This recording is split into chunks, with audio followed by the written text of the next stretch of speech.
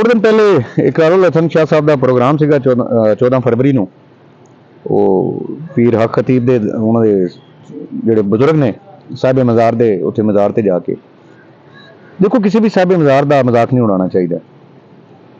ਉਹ ਸਾਹਿਬ ਮਜ਼ਾਰ ਨੇ ਤਲਕੀਨ ਨਹੀਂ ਕੀਤੀ, ਮਜ਼ਾਰਾਤ ਨੇ ਕਦੀ ਵੀ ਆਪਣੇ ਕੋਈ ਐਸੇ ਸੋਸ਼ਲ ਮੀਡੀਆ ਕੰਪੇਨਸ ਨਹੀਂ ਚਲਾਈਆਂ, ਨਾ ਉਹਨਾਂ ਨੇ ਲੋਕਾਂ ਨੂੰ ਕਦੀ ਕਿਹਾ ਕਿ ਸਾਡੇ ਕੋਲ ਆਇਆ ਕਰੋ। ਇਹ ਅੱਲਾਹ ਤਾਲਾ ਲੋਕਾਂ ਦੇ ਦਿਲਾਂ ਦੇ ਵਿੱਚ ਇਹ ਚੀਜ਼ ਪਾ ਦਿੰਦਾ। ਕੋਈ ਬੰਦਾ ਜਾਂਦਾ ਉਹਨੂੰ ਉੱਥੇ ਸ਼ਿਰਕ ਨਜ਼ਰ ਆਉਂਦਾ ਕਿਉਂਕਿ ਉਹਦੇ ਆਪਣੇ ਅੰਦਰ ਉਹਦੀ ਤਰਬੀਅਤ ਐਸੀ ਹੈ, ਉਹਨੇ ਐਸੇ ਮੁਆਸ਼ਰੇ 'ਚ ਐਸੇ ਆਪਣੇ ਮਾਹੌਲ ਦੇ ਵਿੱਚ ਉਹਨੇ ਅੱਖ ਖੋਲੀ ਹੈ ਕਿ ਜਿੱਥੇ ਇਹਨਾਂ ਚੀਜ਼ਾਂ ਨੂੰ ਸ਼ਿਰਕ ਸਮਝਿਆ ਜਾਂਦਾ।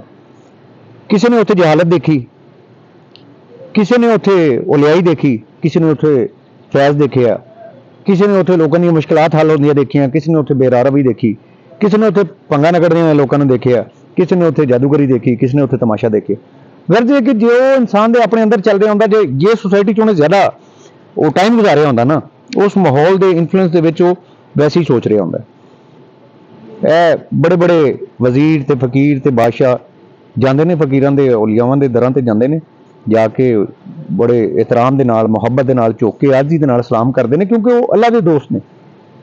ਮੈਂ ਇਹਨਾਂ ਦੇ ਅੱਖਾਂ ਦੇ ਨਾਲ ਬੜੇ ਬੜੇ ਮਿਨਿਸਟਰ ਦੇਖੇ ਨੇ ਕਿ ਜਿਹੜੇ ਆਪਣੀ ਤਕਲੀਫ ਦੇ ਮਾਮਲਾਤ ਦੇ ਵਿੱਚ ਆਜ਼ਮ ਸਵਾਤੀ ਮੈਂ ਦੇਖਿਆ ਇੱਕ ਦਿਨ, ਮੈਂ ਦਾਤਾ ਸਾਹਿਬ ਸੀ, ਸੁਬਹ ਦਾ ਟਾਈਮ ਤਹੱਜਦ ਦਾ ਟਾਈਮ ਸੀ, ਦਾਤਾ ਸਾਹਿਬ ਹਾਜ਼ਰੀ ਦੇਣ ਗਏ ਤੇ ਅੱਗੇ ਆਜ਼ਮ ਸਵਾਤੀ ਤੋਂ ਕੇਸ ਬਣਿਆ ਹੋਇਆ ਸੀ ਤੇ ਉਹ ਦਾਤਾ ਸਾਹਿਬ ਅੰਦਰ ਦਰਬਾਰ ਦੇ ਵਿੱਚ ਕਬਰ ਦੇ ਨਾਲ ਲਿਪਟ ਕੇ ਤੇ ਦੁਆ ਕਰ ਰਿਹਾ ਸੀ। ਅਸੀਂ ਕਿਸੇ ਤੇ ਕੀ ਕਦਗਨ ਲਾ ਸਕਦੇ ਹਾਂ? ਸਾਡੇ ਅੰਦਰ ਜੋ ਚੱਲ ਰਿਹਾ ਹੁੰਦਾ ਨਾ ਉਹ ਸਾਨੂੰ ਬਾਹਰ ਵੀ ਉਹੀ ਨਜ਼ਰ ਆਉਂਦਾ। ਅਗਰ ਅਸੀਂ ਆਪ ਬੜੇ ਤੇਜ਼ ਤੋਂ ਹੁਸ਼ਿਆਰ ਤੇ ਚਲਾ ਕੇ ਸਾਨੂੰ ਅਗਲਾ ਬੰਦਾ ਵੀ ਇੰਝ ਨਜ਼ਰ ਆ ਰਿਹਾ ਹੁੰਦਾ। ਤੇ ਇਸ ਲਈ ਕਦੀ ਵੀ ਦਰਬਾਰਾਂ ਦੀ, ਸਾਹਿਬੇ ਮਜ਼ਾਰਾਂ ਦੀ, ਅੱਲਾਹ ਤਾਲਾ ਦੇ ਦੋਸਤਾਂ ਦੀ ਕਦੀ ਵੀ ਬੇਤੌਕੀਰੀ ਨਾ ਕਰੋ, ਕਦੀ ਵੀ ਉਹਨਾਂ ਦੀ ਅਜ਼ਮਤ ਦੇ ਬਾਰੇ ਸ਼ੱਕ ਨਾ ਕਰੋ ਕਿਉਂਕਿ ਉਹਨਾਂ ਨੇ ਮੇਲੇ ਸਾਰੇ ਆਪ ਨਹੀਂ ਲਾਏ ਹੋਏ, ਇਹ ਲੋਕ ਜਾਂਦੇ ਨੇ।